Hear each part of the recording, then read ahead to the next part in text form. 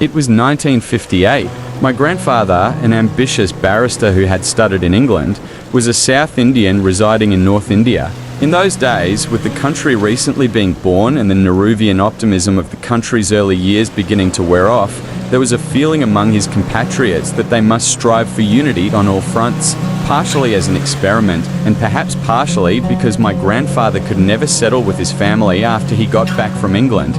He undertook the challenge of staying in a region which was alien to his language, his culture, to his way of life.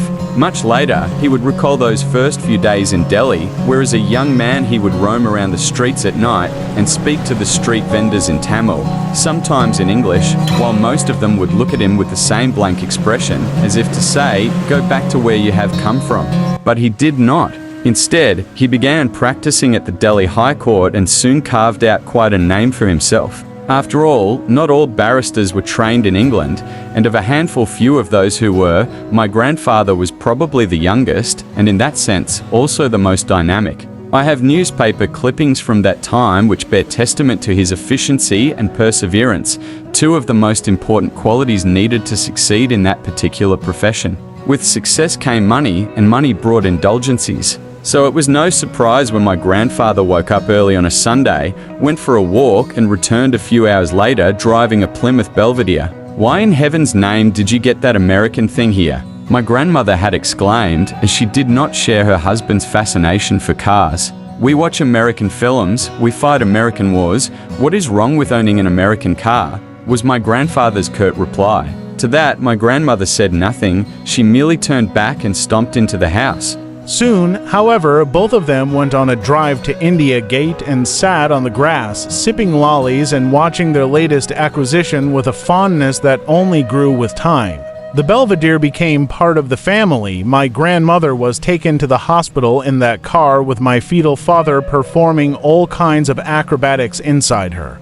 The governor of Delhi was brought home for dinner in the Emerald Blue American, and it carried my grandfather's dead body to the cremation ground when he died. The Belvedere has stayed a part of the family even after my grandfather's demise. To his little grandson, who would be born 30 years later, he gave his most prized possession, hoping the new generation would appreciate his love for the Belvedere and what it represented. On the night before his death, my grandfather sneaked out of his room, picked me up from my mother's side while she lay asleep, and took me for a nightly sojourn that I still carry vivid glimpses of.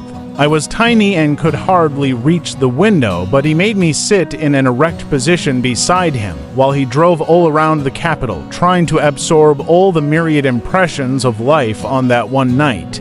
He stopped at his favorite eatery near Connaught Place, and we both drank milkshakes. To me, a milkshake has never tasted better than it did on that night when he and I sat sipping butterscotch shakes nestled in our beautiful old Belvedere. 10 years have passed since that night, since my grandfather left the world and his Belvedere behind.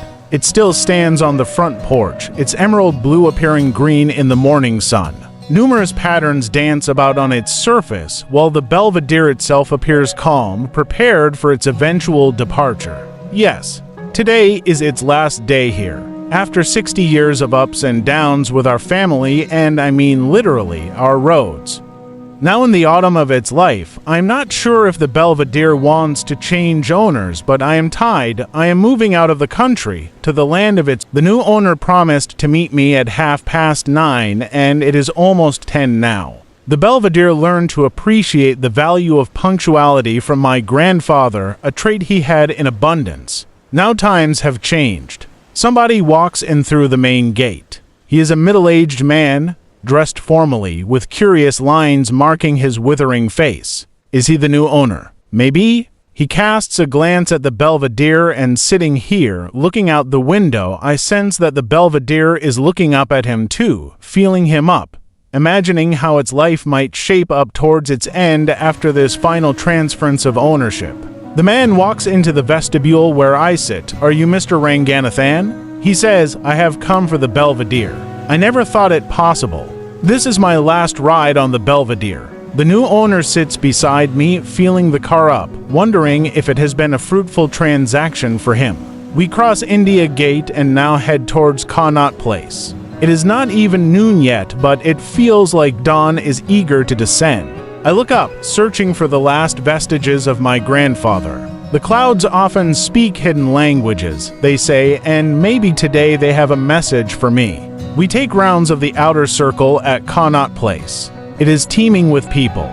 Just as we are about to take a left turn and leave the circle, I ask the new owner to stop. The eatery is still there, although now it has a fancy banner displaying the names of its many delicacies. Would you like a butterscotch milkshake? I ask the new owner. The poor man is confused, but to be polite, he nods his head. Yes, if that is why we stopped, he appears to say. I get 3 glasses. I place one on the hood of the Belvedere and take my place beside the new owner, who cannot comprehend the meaning of my actions. But he does not say anything. I give him a glass and he takes a small sip, then another. This is quite good, he says, licking his lips. I am coming here again.